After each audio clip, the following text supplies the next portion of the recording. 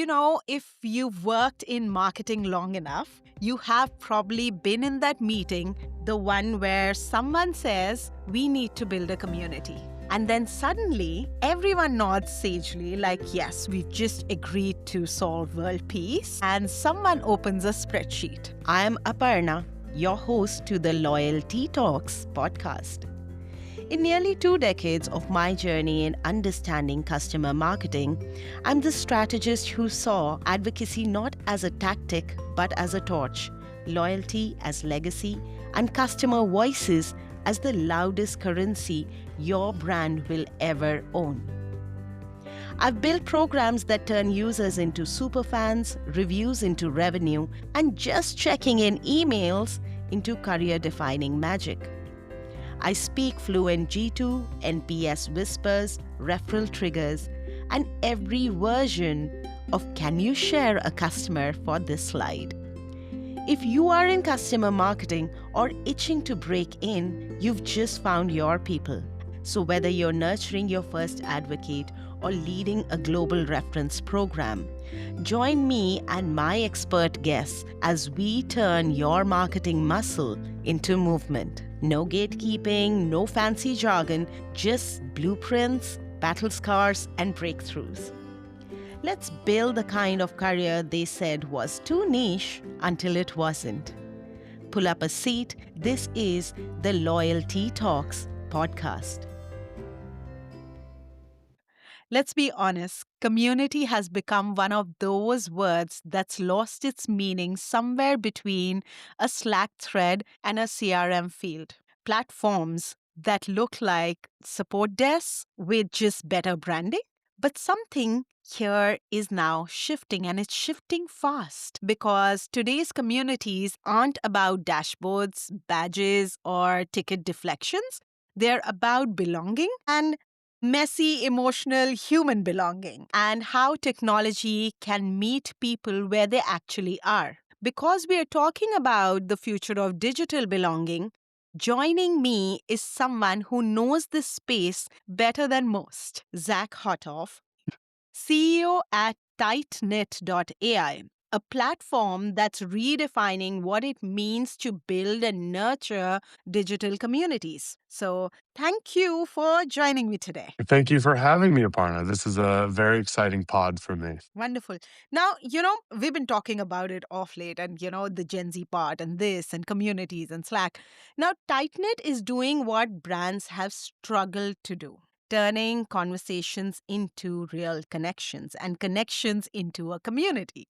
And we are diving into how platforms like theirs are meeting millennials and Gen Z when hmm they are in DMs, in micro moments, and in between spaces where loyalty is built in lowercase, one message at a time. So let's start with the truth here, where we both can admit for years, community in brand speak per se has been code for support forum. But hmm now it's so much more. What made you come up with TightKnit? And then we'll take it ahead. Yeah, I mean, let's go on that. What made me come up with TightKnit? I think I have spent most of my career working in the community space. So I started at Salesforce Community Cloud in 2015.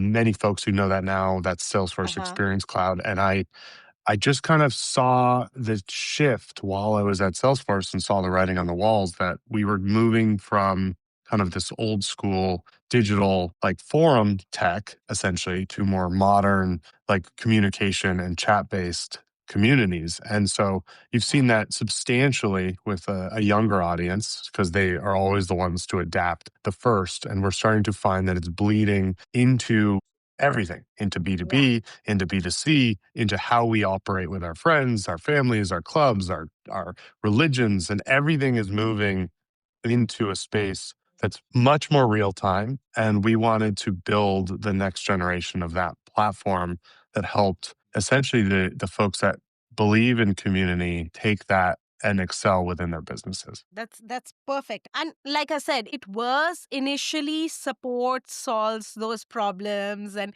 but it's how community is building that connection, and that's how problems and connections and conversations are happening.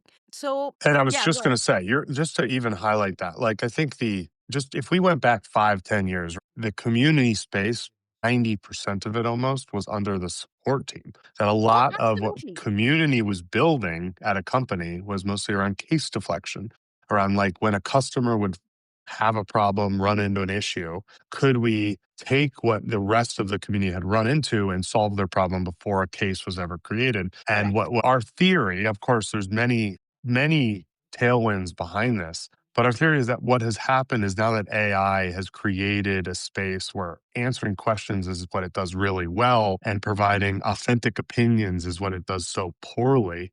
We find that that's the space that has the most opportunity, the most innovation.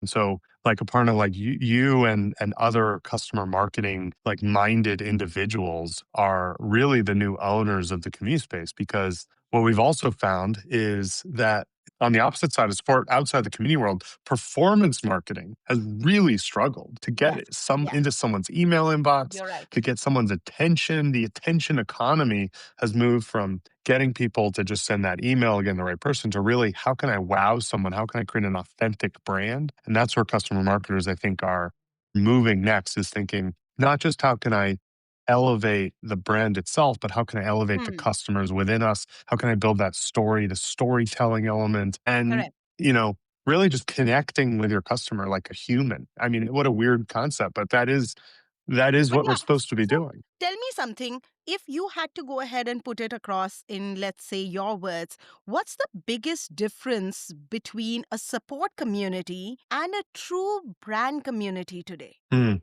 Yeah, I mean, I think I don't like differentiating them, to be fair, Hmm. because I what I tell people is you should expect your brand community to have elements of support.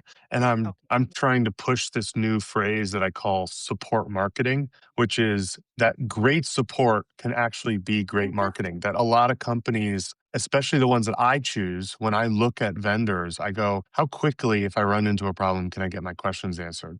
Yeah. That is an actual thing that I have on a line item when looking. And the only way that I can identify that is in the community space, is how is this brand helping people when they run into problems that I inevitably will. And so without that social proof, I think you're missing so much of where your support team can actually be your friend in this whole process.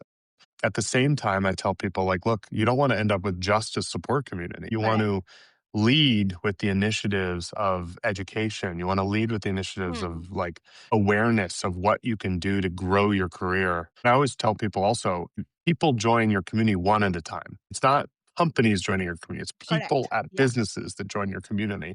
And what you want to be able to identify is how do you help them in their careers? How do you help them in their personal brands? How do you help Hmm. them identify and feel confident in their jobs? And that's what a community can do, such a powerful thing with bridging the gap for folks. That's actually, in a way, yes, that is a kind of a distinction, because now what happens is everyone tends to just be one track community, and especially the traditional side of it. Everyone had that kind of thing. It's gradually changing because of the younger minds and younger ideas creeping in and crawling in. But yeah, oh my God, I have this thing of giving analogies Oh, I that love analogies. Let's do it. You I do just your worst analogy, I'll do my worst oh, analogies. This is my wonderful. favorite part. So I was reading about TightKnit also because I wanted to prep before I start this podcast. And I was like, you know what? There's this natural difference between the traditional community and the younger spaced one today. It's more like, the difference between having a coffee cafe and a vending Mm, machine. yes. Both are serving, I'm having coffee as well, and both are serving coffee, but only one remembers your name, your order, and has that connection. Totally. You're literally describing local community. Like, I think Yeah, one of the things that I love about, so I'm in New York City, and New York is I believe is one I of the love New hubs York. of the community industry, because the people that it attracts are people Absolutely. that put, they basically put human connection over comfort. You're not living in this city for a large open yard and a lot of Yeah. space. You're living in this place so you can be with as many of the psychos like me on the streets and hanging out with those folks. And I think that's what makes this city so communal in that sense is we're Uh-huh. all kind of in this place together. Like across the street is my barber. My dentist is a block away. Yeah. I've got Yeah. my primary care physician is up that way. You know, my dermatologist is over there, and we've got everything within a block, and I could talk to Correct. them. Is you know, we still. I think the local community concept can still be brought to the B Oh, two B absolutely. space. Absolutely. But, now in a day and age where everyone's saying, oh, we're building a community, what does it truly mean to build a community in 2025? Yeah. Has that word community lost its meaning? Or, how is it that you're redefining it tight knit? Yeah, and look, community actually does have a lot of definitions. It isn't just a single. It's all about context, and I think there's a few different types of Hmm. definitions that we work with. The thing that I just love to, I almost like to define the word through defining what other words mean, if this makes sense. Like, I love to talk about the difference between an audience and a community Uh-huh. because it helps people understand what it is in context. So, an audience is when I speak out to my fans and Correct. they love me, but I don't really interact with them very often, right? It's essentially True. like this space where I speak out to them. Everyone who's listening to this podcast is one of your audience members. And then I have this middle phrase, which I call an engaged audience. An engaged audience is a little bit what like Instagram tries to do. It says, look, you have an audience, but you have a common thread. There is a Correct. Yeah. space where even as a creator, as a brand, as a celebrity, you can interact with your fans in Yeah. meaningful ways. It's cameo. It's this ability to have those one-to-one connections back with the individual fans that you work with. And then there's a community because what makes this so special is now your fans Hmm. have a Hmm. space to speak with each other, to work with each other. And there are some brands, even individuals who have become so massive, they become a community in themselves. And I mean, it'd be hard to not True. mention Taylor Swift, right? Like that is Oh my actually a God. community. Yeah. There are actually fan clubs of people that meet together and Yeah. talk about Taylor. And so just to give that into context, like I think there's some great consumer brands that I really love to look at. One of my favorites is Crocs. I don't have a pair of Crocs, but I love the story. I think of them as like democracy as a brand because they Yes. gave you Yeah. the ugliest shoe and I said, was you know about what? to say the ugliest one, but it's a rage. But Yeah. here's why, because it is a blank canvas for you to be able to Correct. represent yourselves. And you can Correct. you can add to it, there are custom Crocs. They listen so closely to their customer about what they Hmm. want and Hmm. Hmm. they associate with the brands and they have so many collaborations that this ugly blank shoe has become a Yeah. defining and I don't wear them, but I admire them, right? Like I'm not exactly part of the Crocs community, but I know many I'll people that check are. out the pins people have on their Yeah, Crocs was it because Jibbitz? Yeah, is it just I should defines their know, yeah. personality and mood and stuff like that. It's yeah, interesting. It definitely. So anyway, I think to bring that back, right? Like Hmm. to circle it back into B2B. What can you take with this mindset of saying, okay, how do we build this community around our business? Is Uh-huh. it has a lot to do with like your mission. Can't it Hmm. is not Hmm. about sales. It is not about product. It is about I tell Yeah. people the best Yeah. way to build a community is to chase a problem, not chase a solution. You want to find people with a Hmm. problem and you want to prove you are solving that problem in any means possible. Like, yeah, I even tell product managers if you can go solve a problem without building tech, do it. You're going to be happier. Great. I The love that goal is perspective. problem Yeah. solving. So I think that same mindset needs to be community as well. Is can you use community to solve people's problems? Can you connect community? We have a community Yeah. of community managers, very meta. But even in our community, we find that a lot of the experts and a lot of the folks that are getting started connect with Hmm. each other. And that learning is something I can't create myself. That's I something that can't. Yeah. is part of the process that by Hmm. connecting folks with a team of everyone who wants to solve a problem together, we're not alone in the dark, as I say. We're Yeah. not True. afraid of being in the dark when we have a group of folks with us. That's a lovely way to share your perspective, because I honestly feel we as community managers and advocacy people, we've over engineered this whole community concept to the point, like, it just feels like a KPI, which it shouldn't be. You know, it's a Yeah. community and we should take it a little lightly, that, okay, it's not about logins or likes or who replied to a thread. It should be, while it's organic, it should be engineered in a way that it feels like, okay, people feel like showing up to that community rather than forced to come poll for us or something on those lines. So, yeah.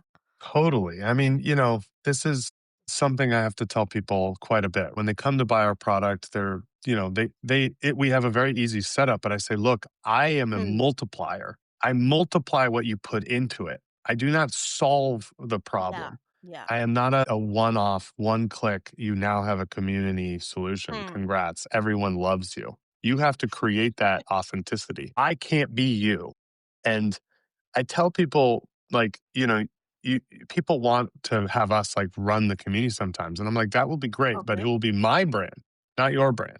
Right. Correct. I have a Correct. brand. I have an authenticity to what I bring to a space. And you want to be able to have, and I think this is the moat these days. It is kind of fascinating to see is the most human brands that put their Uh-huh. employees up front and their customers up front and center and prove who they are and what they're solving and why they're solving it. You're finding that is the differentiator these days. And I That's, think the only last point that I want to uh-huh. make is you shouldn't do it if you think it's going to be easy. You should do it because it's going to be hard and it will Mhm. make it substantially better than you. And it is a competitive mode. I tell people all the time, let's go on in a great analogy. I say that communities are the airline miles that you are building around your business. It Exactly. is the thing that when, COVID hits and flights stop Hmm. flying, the only thing keeping you Yeah. associated with that airline and coming back to them. And truly this happened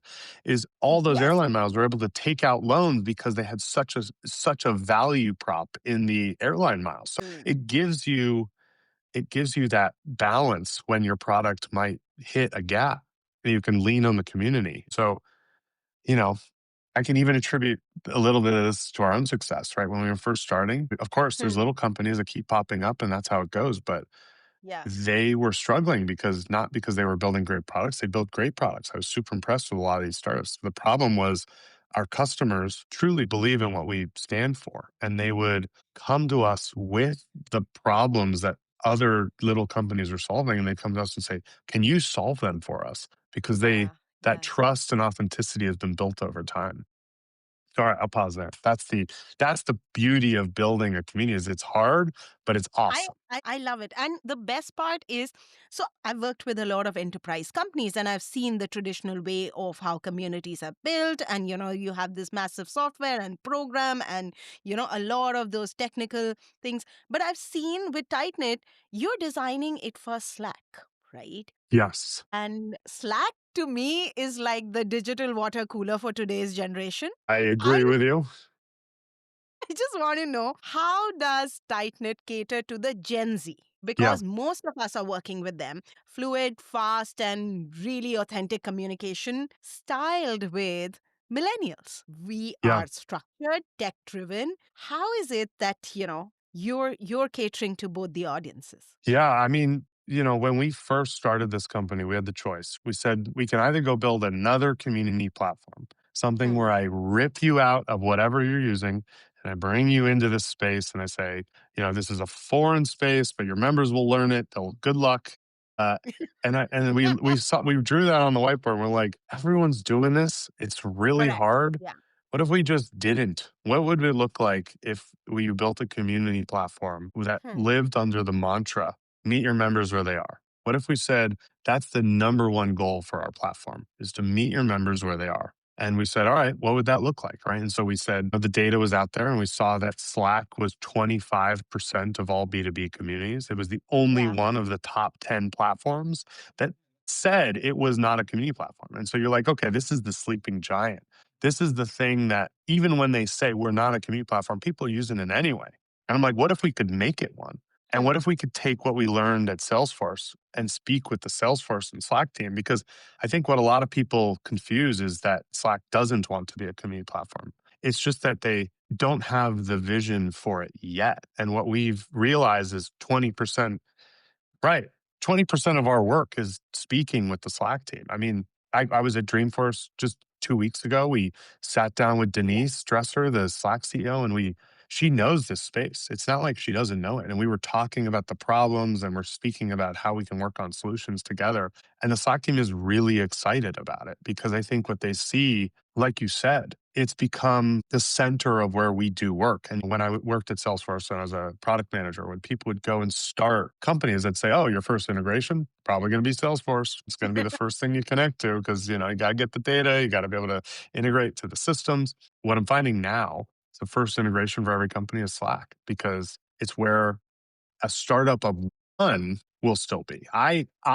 Even before Steven joined me Hmm. as a co-founder, I was looking at companies and thinking about how to build this next business. And I was in Yeah. Slack creating channels and just putting my thoughts into these Slack channels because I knew that would be the That. operating system for the business. So I think it goes exactly into that. And I'll just answer your actual question part of how do we go after this younger generation? So this element of real-time engagement is important, especially in this world of AI. And the thing that people are also not recognizing quite yet, and some are, we have a lot of customers that are Hmm. Hmm. very innovative in this space and thinking about it, is we are building the new user experience for community. And a lot of it is chat based because Yeah. the whole world, every app we're working with now is moving to chat based kind of Correct. architectures.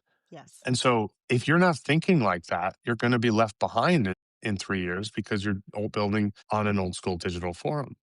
However, the beauty of what TightKnit does is we build that digital forum on top of your Slack because we understand that there are Hmm. benefits that can't be just inside Slack. You need SEO, you need member directories and Correct. profiles, you need branding and you need white labeling, and you need to have a space that represents your community. And so, what we've done is kind of that bridged best of both worlds. We have both the highly engaged community conversational Hmm. space in Slack, where we build gamification, event Hmm. management, onboarding.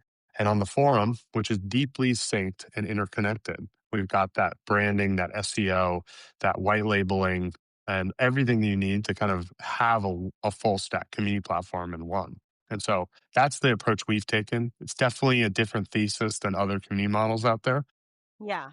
And I think it associates much stronger with a younger audience that's thinking about this real time engagement. And as with everything, once the younger audiences start doing it, we find that older audiences tap in. So excited to see that transition. Which makes a lot of sense because I just feel, and it's so real that we as millennials are, I don't want to overdo the Gen Z and millennial part, but yes, we've had that playbook. We're very structured and we're built into systems. We've learned those things. Gen Zs have adapted to community and rewriting that emotional intelligence and speed so quickly that it's all working very in sync for communities and building it in such a way that one generation built the track and the others changing the way we run, but it's all that relay race that it's working out really really well for us. So yeah, I agree, but I also have those kind of worries at times because I also look at a community and I look at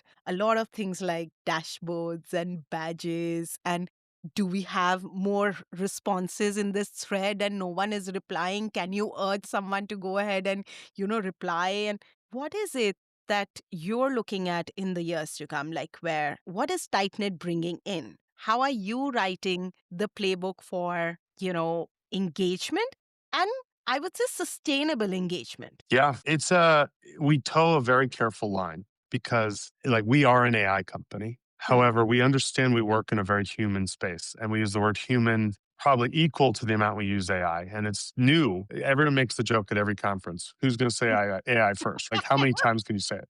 Everyone does it. It's an Yes. overused joke. I'm so sorry. But the thing that people don't realize is the second most used word now that we find that has really grown hundreds of percent in terms of usage is the word human, because we didn't you have to say that before. It was Yes. implied. And now that we have these human based experiences, the question becomes, okay, how do we make these intentional?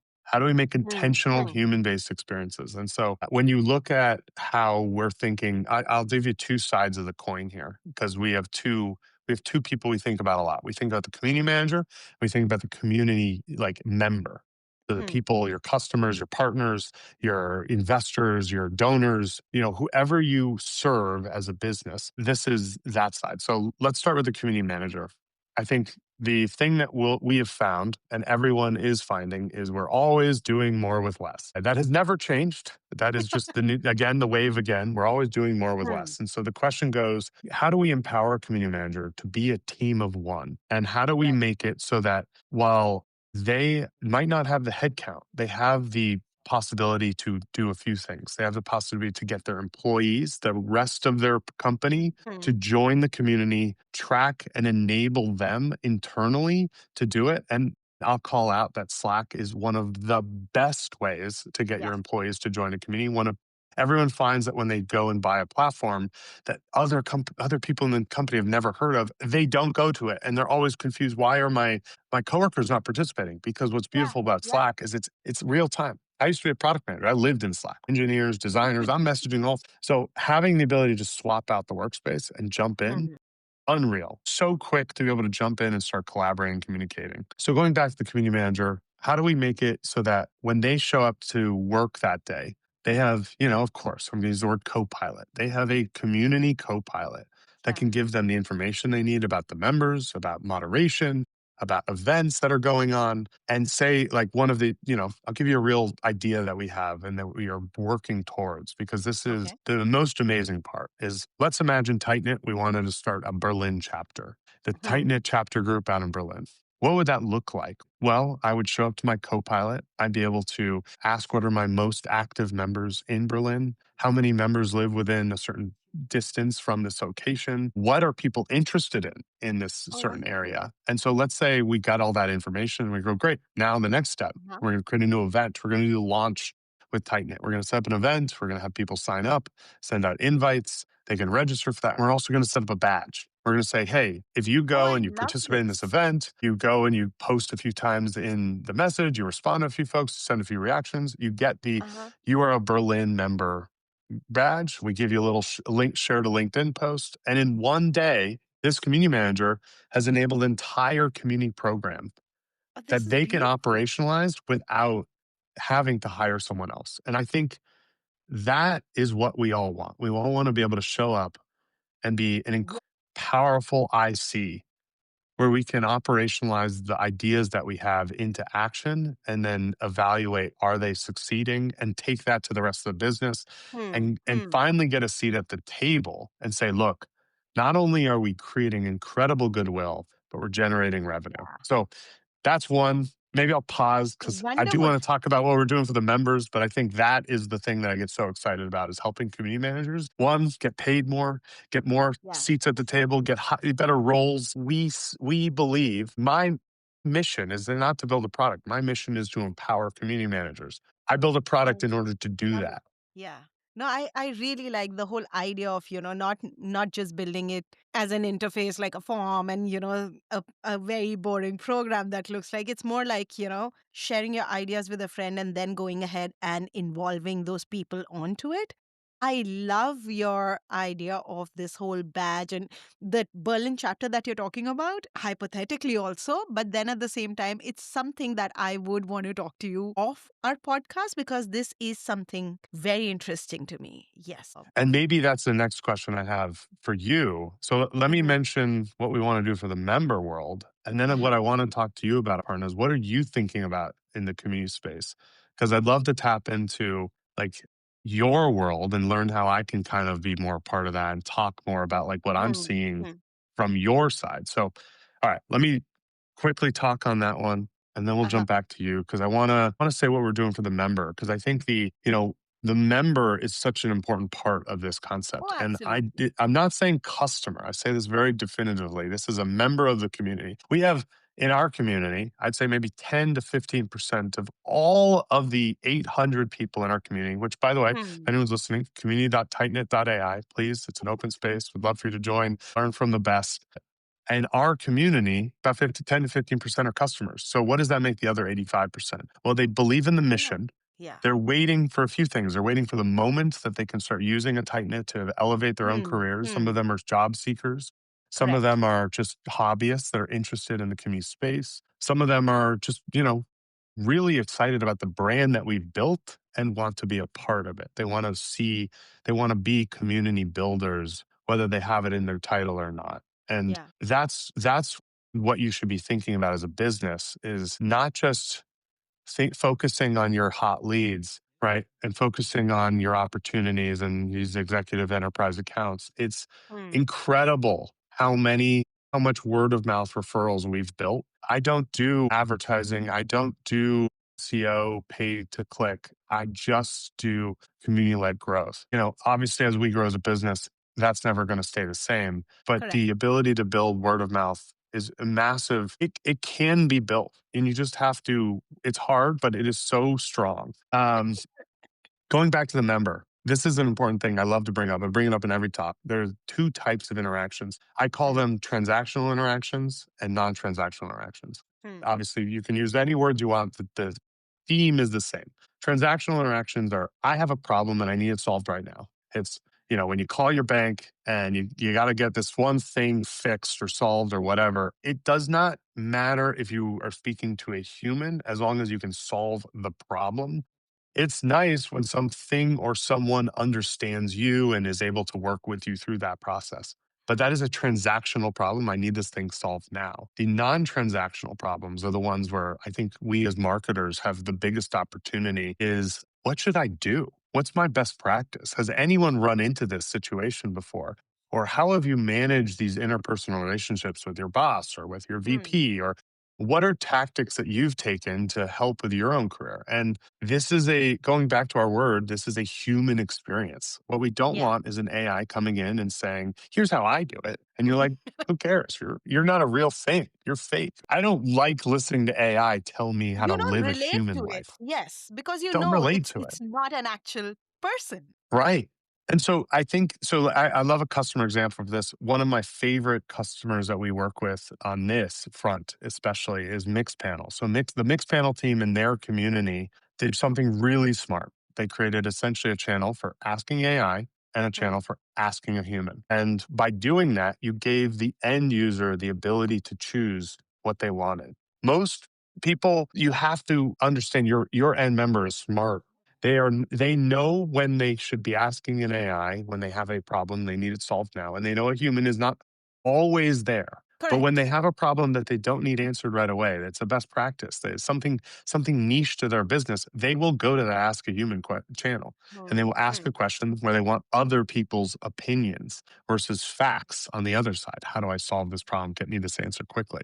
And so I love that approach. I think you can use AI in both. And it's just how you use AI to answer those problems. How? To give you kind of this concept. So this one's quite easy. Support, let's go answer the question as quickly as possible, right? This is what everyone Perfect. knows now is like these Yeah. AI bots. But the non-transactional side can be, okay, what other people have asked this question in the last 5 months? Hmm. Can we Hmm. resurface that content for you so you can go and actually explore Sure. other Yeah. community conversations and we start to build those loose connections with you and others? And that's where AI has a real power, is because what you find is as communities get bigger, it becomes harder and harder to find the people that we Find the need to stuff. connect Yeah. with to answer those questions. But AI, with its understanding, is able to take the context of questions across tens of Hmm. thousands, hundreds of thousands of posts and conversations and start to deduce a little bit about that serendipity of connecting folks with each other. Obviously, yes, I don't believe that should be fully automated. I think there's always opportunities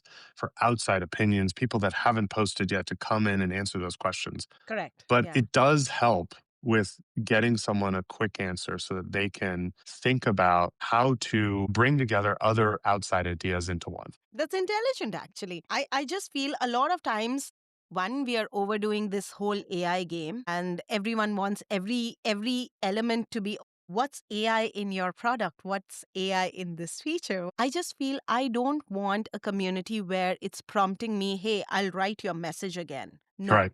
I don't want content help. I can write whichever way I want, would really like the fact that, okay, yes, you picked my problem, linked it with these many people have also spoken about it, and these are these conversations that you can go ahead and take part. Wonderful. Will make life easier and more engaging. I think you mirror my thoughts of a perfect community. Well, let's tap into that, Aparna, because now I have my questions for you. What Uh-huh. is the work that you feel like you're thinking about in your business around how to build a community? And let's tap into that perfect community. Like what when you think about your community-led efforts, do you feel like Mhm. you're doing enough today or could you do more? And what are those things? I think the larger you get, the bigger your community is, it tends to get more mundane. And it's more like, okay, Tuesdays is for XYZ kind of a post. Thursday, I'll give these tips, I'll add this. You want certain people to go ahead and engage. And I mostly see that, okay, there are repeatedly the same people coming over and over again and responding, but you need to have new people coming in, new ideas. It's just that it makes that daily effort, if you're Mm, not energizing with new ideas or features or some kind of, it just seems that it's regular work. You go ahead, you put in a problem, the transactional part that you're mentioning, because you're so limited also, you're so restricted with the kind of features you use in these big large traditional program setups. There are multiple technologies who are right now, who've been there for years doing community, and building a community, as you say, but they still restrict you with a lot of elements that are more recent to today's generation, today's people. And everyone does not have the time to go ahead and read each thread that has been posted. You will quickly want to scroll through what's there and, respond to something. At times, I feel that is what restricts, innovation, design elements, and stuff like that.